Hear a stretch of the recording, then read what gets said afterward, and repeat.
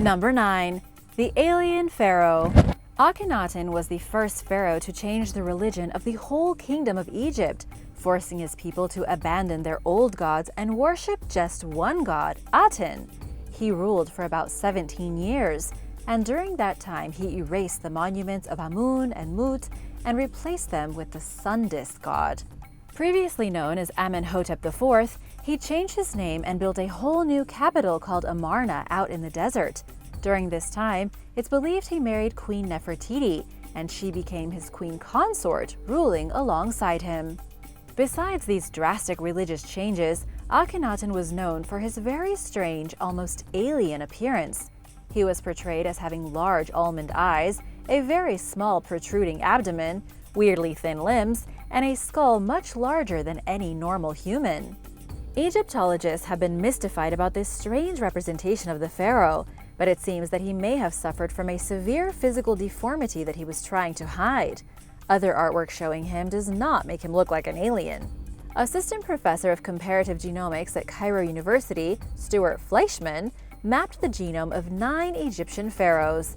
8 of the genomes were normal, but the DNA from Akhenaten was unusual. His DNA demonstrated unusual growth in his cerebral cortex, which meant he had a mutation which caused his brain to grow far larger than normal. Based on his looks, his DNA, and his weird behavior as a pharaoh, some believe he was actually an alien-human hybrid. Though what his mission was on Earth, nobody can say. It didn't go well for him in the end. He was quite hated, and when his own son, King Tut, took the throne, he erased much of what his father had done and returned Egypt to the old gods. Number 8. The Grand Canyon Forbidden Zone. The Grand Canyon has also been home to many controversies and wild speculations in recent years. Over 100 years ago, in 1909, a local Phoenix newspaper in Arizona reported that archaeologists had discovered an Egyptian cave in the Grand Canyon. This is obviously insane because, as far as we know, no Egyptians ever made it to North America. If true, the discovery of an Egyptian party of explorers in the Americas would flip the world of history on its head. Here's what happened. An explorer was floating down the Colorado River when he saw a strange cave carved into the side of one of the cliffs. He alerted the Smithsonian, who then sent their very own scientists to investigate. The local press got hold of the story, and they sent their own men to investigate. The reporters were shocked when it turned out the cave was filled with Egyptian artifacts. At the time, it was suggested that the Smithsonian hauled about 40 full truckloads of artifacts out of the cave and then erased any proof the Egyptians were ever there. Naturally, the Smithsonian denies all of these claims. Why would they want to erase evidence? They say there never was a cave. No Egyptian people ever made it to North America thousands of years ago, and they never took away any mysterious artifacts. All these years later, there is no way to really know, but rumors like this always persist. Perhaps Egypt and the Nile and Arizona and the Colorado River are linked by a historical chain and mysterious tablets. But perhaps during this time, early propaganda in the United States wanted to promote manifest destiny and didn't really want to promote advanced indigenous people, so any artifacts and objects left over were hidden or destroyed to make it seem like the land was empty and up for grabs.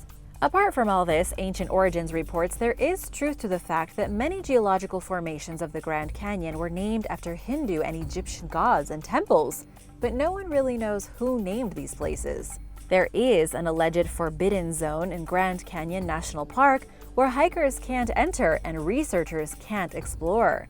It is a place full of ancient tunnels carved out by the Hopi people, and no one can enter any of the caves or old salt mines, and no permits will ever be issued. Some speculate this forbidden zone could be hiding the secrets that scientists don't want us to know about a rogue group of Egyptians living in the Grand Canyon.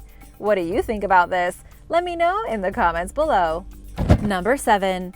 The Code of Urnamu. The Code of Urnamu is considered the oldest surviving code of law. The text was written on several clay tablets by ancient Sumerians. The code was transcribed sometime in the 3rd century BC, discovered in the 1900s by archaeologists excavating the ancient city of Nippur in modern Iraq. They found the law book split into 2 pieces, one detailing the origins of the code and the other proclaiming the 5 main laws.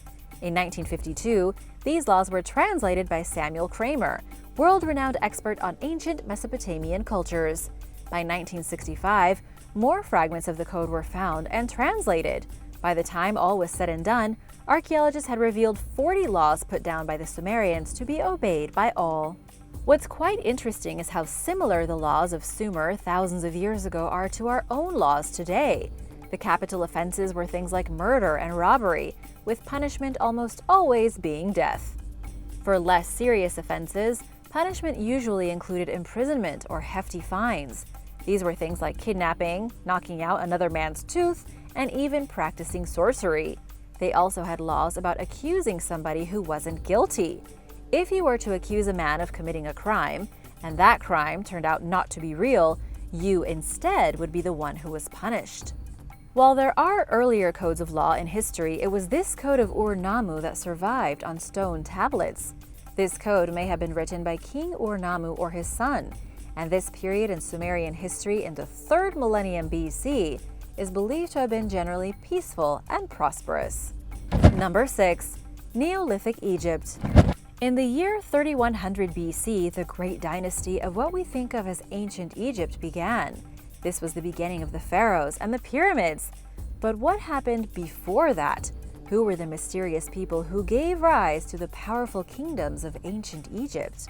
According to the experts, Neolithic activity was going on in Egypt somewhere around 6,000 years before the first pharaoh. It was the lifestyle and technological advancements made by these unnamed humans that allowed Egypt to blossom into the advanced civilization we think of today.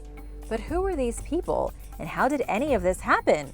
Or maybe an even more important question, why does it seem mainstream archaeologists have ignored the Egyptian ancestors? The answer is they haven't. They actually are trying, but it is extremely difficult. There are changes in human migration patterns and advances in technology and changes in the land and environment that will just make you bored. However, recent analysis of 6 ancient burial sites may shed some light that will grab your attention. One of the problems with trying to research prehistoric Egypt is that the sites created by the even earlier people are either completely gone or hidden under the sand. These 6 newest sites were excavated in the Western Desert, and researchers uncovered proof that whoever lived here before the Egyptians did things like domesticate cattle and goats, buried their dead in complicated tombs, and they built megalithic structures.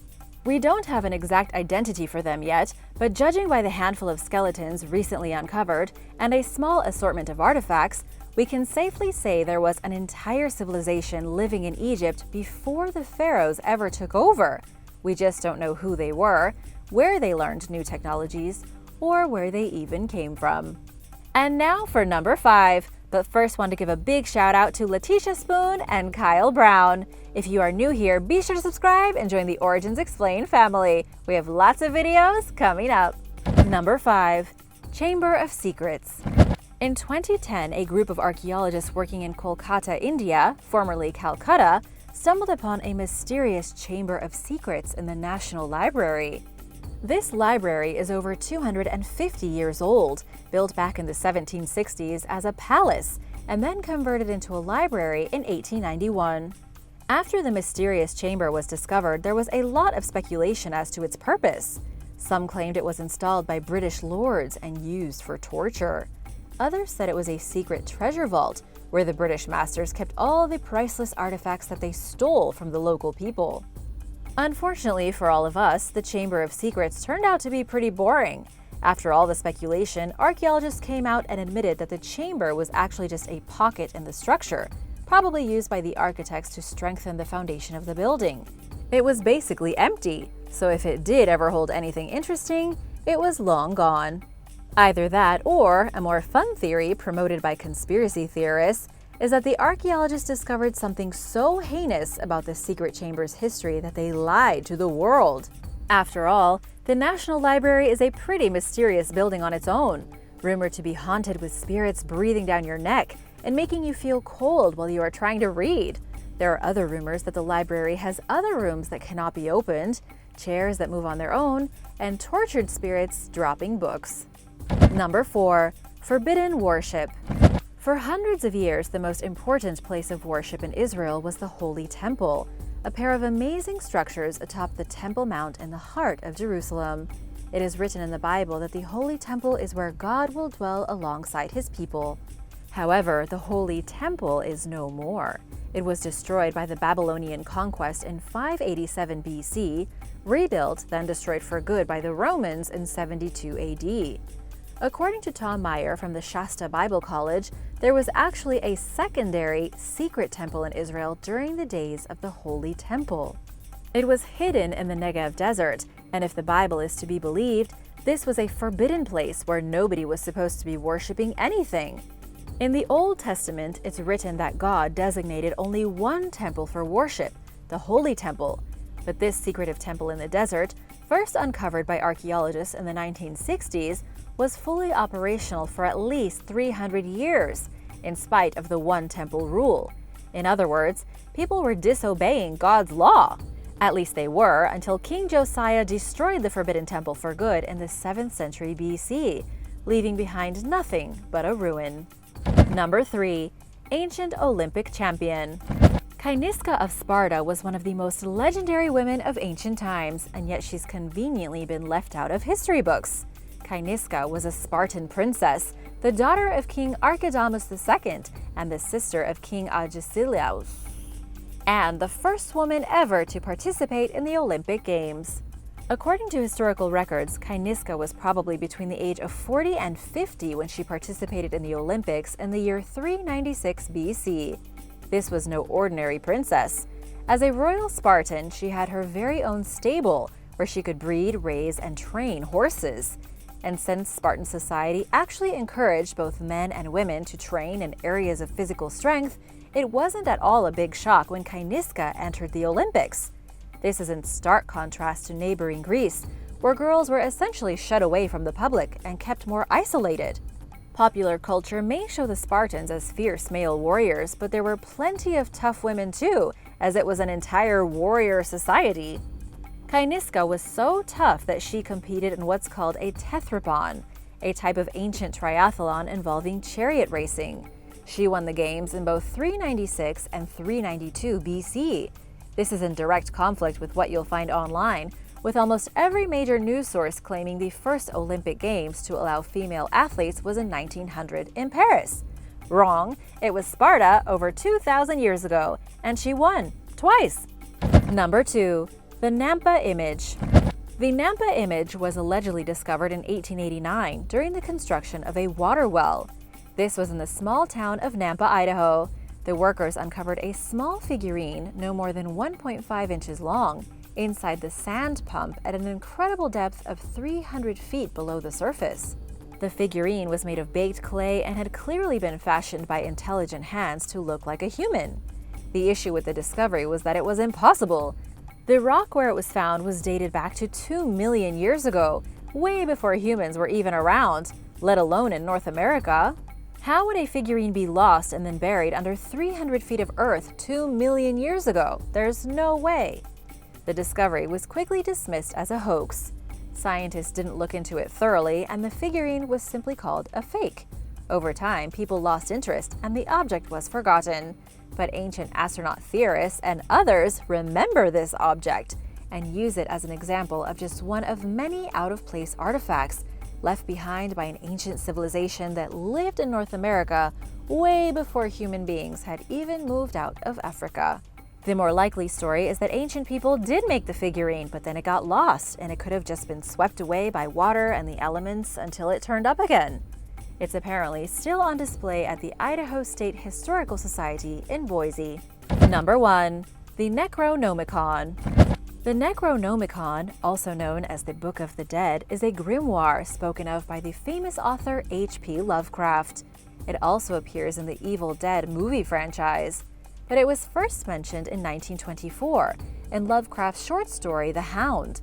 Lovecraft claims the book was written by a real person, someone named the Mad Arab, Abdul al-Azred. The Necronomicon allegedly contains the history of the Old Ones, godlike beings such as Cthulhu. It also tells the reader exactly how to summon them to the physical plane. But just how much truth is there to this mysterious book? Probably just like the lost city of Atlantis, not much. Lovecraft claimed he came up with the name Necronomicon with the help of a dream.